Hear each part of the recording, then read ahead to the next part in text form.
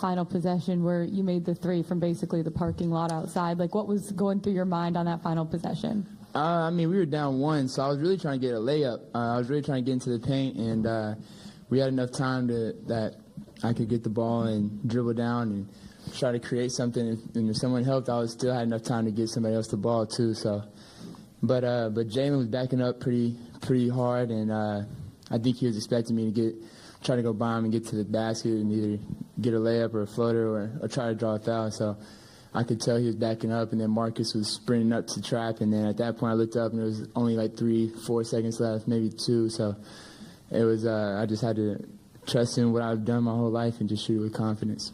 In that fourth quarter specifically, when you guys went on that 12-0 run, I mean, what did you see just in terms of the defensive side and getting those stops when you needed to get those stops as a team? I mean, I think we did what we were doing all games, being physical, and they kind of missed some tough shots at the end, and we kind of forced them to take some more tough shots, and we just picked up our energy on that end and just pushed the ball on the other, and it worked out for us.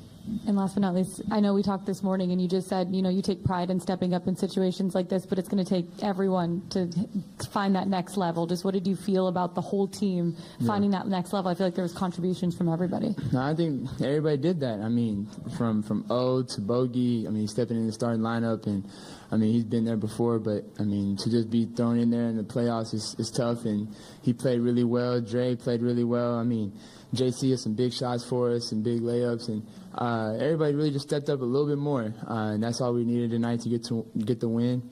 And now that we're getting DJ back for Game 6, we still got to be at that level because they're a really good team. So we got to be ready to play in Atlanta.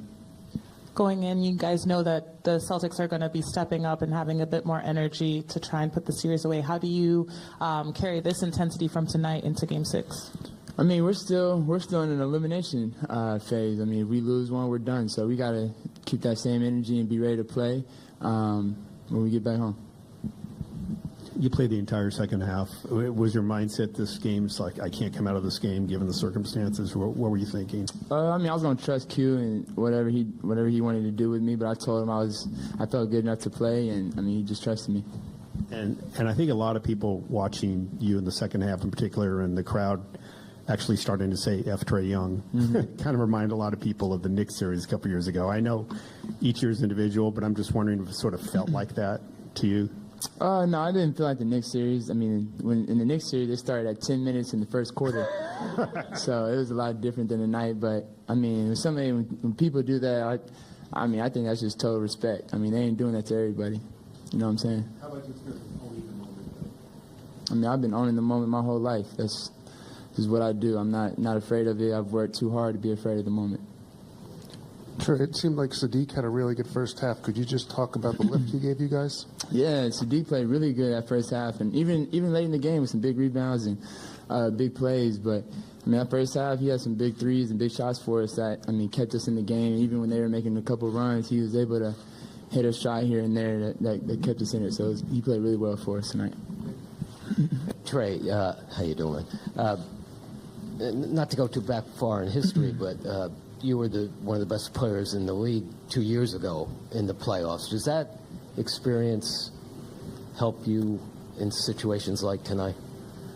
For sure. I mean, anytime you play, I mean, any type of these games, you get more experience as you play. So, I mean, yeah, I've gotten some experience, and we got a lot of guys that are playing this is their first time. I mean, Sadiq, JJ, I mean, a couple guys, like, getting some real big minutes for us. So I know I got some experience a couple years ago, but our whole team is different than 2 years ago. So it's a different team, a different experience, and but I think we're handling it the right way right now.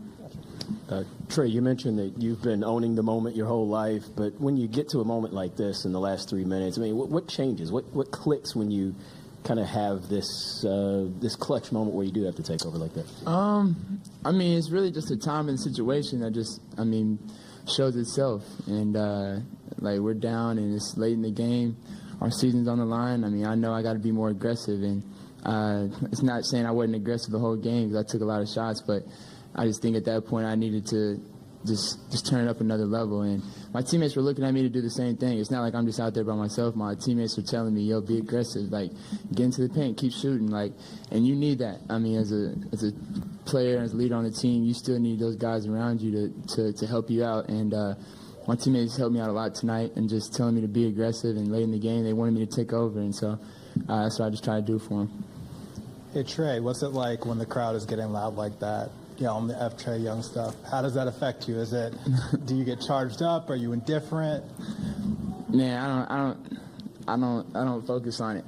It's as crazy as it may seem. I mean, I just really don't focus on it. I mean, I've gotten to the point now. It's not the first time I haven't heard it. So I've gotten a couple practice rounds on going on how to handle that type of thing. So I mean, I just, like I said earlier, for me, it's a sign of respect. So I just look at it that way.